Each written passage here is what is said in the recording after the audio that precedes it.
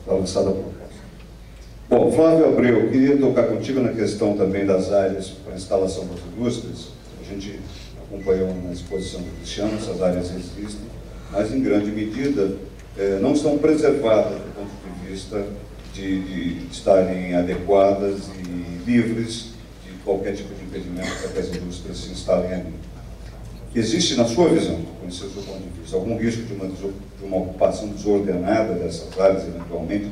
E, mais que isso, já induzia uma questão também destinada, no fundo, aos nossos prefeitos participantes daqui a pouquinho. Qual é o papel das prefeituras em garantir a preservação dessas áreas para que as empresas possam se estabelecer? Bem, excelente pergunta. Eu acho que essa é a grande questão nossa, de uma maneira geral, quando uma indústria ela investe e anuncia um investimento e coloca um investimento de milhões, ou mesmo alguns bilhões de reais, ela não olha a um prazo curto, ela olha um prazo de 10, 15 anos, onde ela está vendo toda essa potencialidade, toda essa perspectiva de futuro. Então a grande pergunta, eu acho que é o grande papel aí, é que o poder público ele garanta, através de seus planos diretores, uma ocupação ordenada dessas regiões, de maneira a se preservar determinadas áreas, para que essas indústrias elas possam se instalar inicialmente e depois preserve as suas operações a médio e longo prazo. Isso é essencial no planejamento estratégico de uma indústria.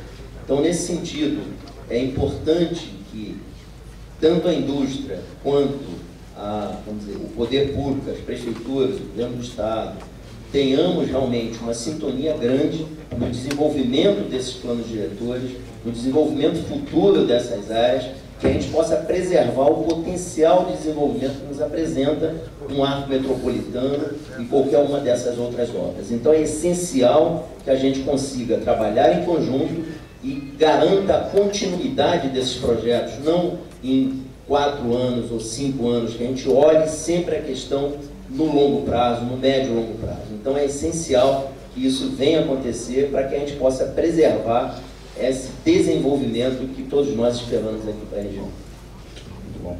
Elson, a gente está falando aí da eventualidade da ocupação desordenada, né, um problema sério também do ponto de vista do abastecimento de água, do saneamento básico como todo. Eu tenho um dado aqui comigo, em média 54% dos domicílios da região não contam com sistema de abastecimento de água e esgotamento sanitário.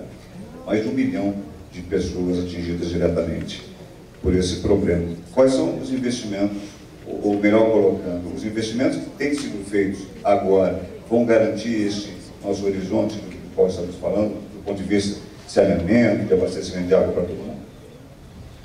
Esse é um problema evidente, né? Um problema evidente, um problema crônico e um problema, diria que ele deve ser tratado de forma, eu acho que, um pouco segmentada.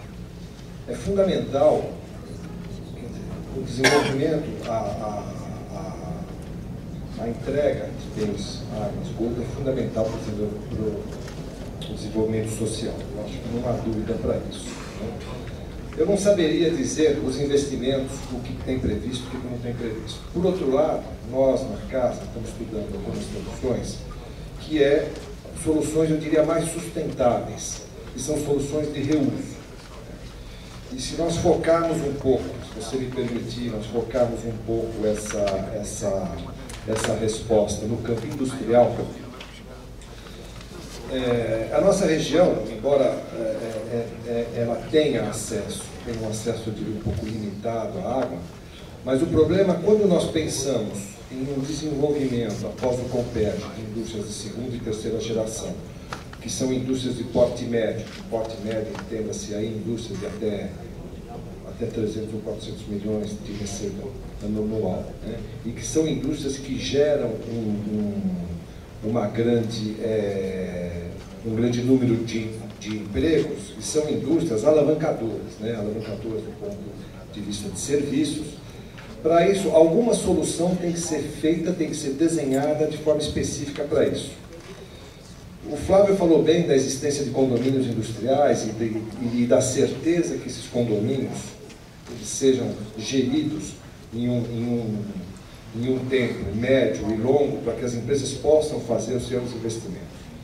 Eu, por exemplo, lanço um desafio, olha o prefeito Zito, o prefeito Nestor, a ideia é fazer um reuso de água. Imagina que se nós estivéssemos, se em Caxias houvesse um condomínio industrial em Magé, onde nós trouxéssemos, a partir de Alegria, um duto, com água tratada, água de reuso para as indústrias.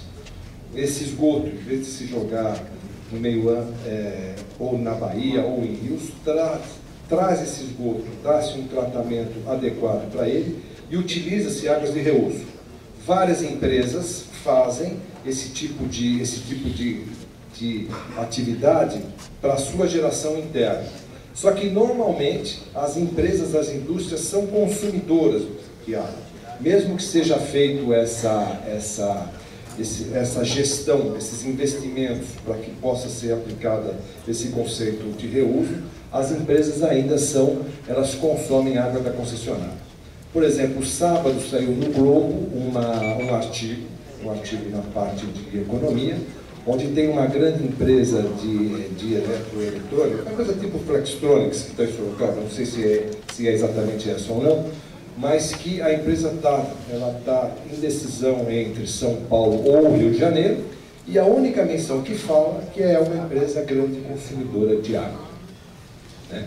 Então eu pergunto, eu vejo nós que estamos aqui na região, o problema que a gente tem com água, eu acho, que de novo, eu acho que a Casa está disposta a ajudar a fazer um plano de gestão, a fazer uma quantificação disso, de encontrar soluções, investimentos menores, investimentos pontuais, investimentos que possam até estar no âmbito da própria prefeitura, com a ajuda do vice-governador para alguns casos, mas desde que haja condomínios específicos e que possamos prover esses condomínios com os recursos adequados a ele. Às vezes, água limpa para uso industrial, é evidente que as indústrias têm necessidade de água limpa, mas vários processos dentro da indústria podem ser feitos, podem ser consumados com água de reuso. Então eu lanço aqui a sugestão, o desafio de pensarmos em processos mais sustentáveis, reuso, por exemplo, e sentar junto com as autoridades para ver como é que pode ser feito planos de financiamento para esse tipo de ação. Muito bom. João Ricardo, também foi mencionada aqui a questão, pelo menos de passagem, a questão da qualificação de mão de obra. É uma realidade que o Brasil está vivenciando, e até, de certo ponto, ainda bem, porque quando o país volta a crescer, e a necessidade de gente qualificada. Mas, quando a gente fala aqui na região e no desenvolvimento dela, a gente também chega a essa mesma constatação, vai ser necessária a geração de muita mão de obra qualificada. Isso tem início, na verdade, na educação básica. E a minha pergunta para você, já provocando também o poder público, é o seguinte: como é que os municípios poderão, o que deverão fazer, devem fazer desde já, para induzir a melhora da qualificação, ou, colocando da maneira mais correta, a melhora da educação básica que vai levar à qualificação profissional? Eu acho que isso é um ponto de gargalo para o nosso crescimento, né? A educação básica e a educação profissional também. Nós somos coordenador do Programa Nacional de Mobilização da Indústria Nacional do Óleo e Gás aqui de Caxias, e nós temos uma preocupação grande junto com a FIJAN, com o Senai, na formação de mão de obra profissionalizando soldadores, mecânicos, instrumentistas, eletricistas, enfim, mão de obra industrial especializada, que obviamente vem das escolas básicas, né, junto com o Senai e com as outras escolas técnicas, são impulsionadores para a formação de mão de obra. De tal forma que eu diria que esses dois pontos, a formação de mão de obra e a tecnologia, que a gente não tocou aqui, ter um polo de desenvolvimento tecnológico aqui, uma das coisas que eu tenho dito sempre, o problema no Brasil não é só de mão de obra, é tentar utilizar um conceito de mão de obra do passado, que era uma mão de obra barata, de baixa qualificação, digamos assim, uma mão de obra chinesa, num país que cresce num ritmo de PIB muito mais sustentável do que a China, por exemplo. Então, nós temos que ter a consciência de que a nossa mão de obra não vai ser mais barata. A tendência é que, com o crescimento do PIB e com a distribuição de renda, a nossa mão de obra vai ficar mais especializada, vai se tornar mais cara por sustentabilidade do desenvolvimento social, e nós temos que investir junto com soluções tecnológicas para a construção de grandes obras urbanas e industriais que sejam baseadas em tecnologia também. Então a solução não é só a formação de escolas técnicas para desenvolvimento de técnicos para construção, mas desenvolvimento de projetistas, de engenheiros, que vão trazer inovação tecnológica, que vão permitir que essas construções, que esse crescimento seja sustentável também em soluções inovadoras que tragam competitividade ao Brasil. A escassez de água é uma realidade, mas a escassez da inovação tecnológica é outra realidade. Se nós tentarmos fazer com que as nossas obras atuais, o investimento que for anunciado aqui pelo vice-governador, da mesma maneira como aconteceu no passado, vai acontecer uma explosão nos custos dessas obras. E o país não vai ser competitivo. Nós temos que investir junto com a mão de obra, e passa pelo que você falou, na capacitação para a inovação também. Não só para a formação, mas para trazer com que soluções adequadas para resolver esse problema, que é um bom problema, que é da distribuição de renda e do crescimento do PIB.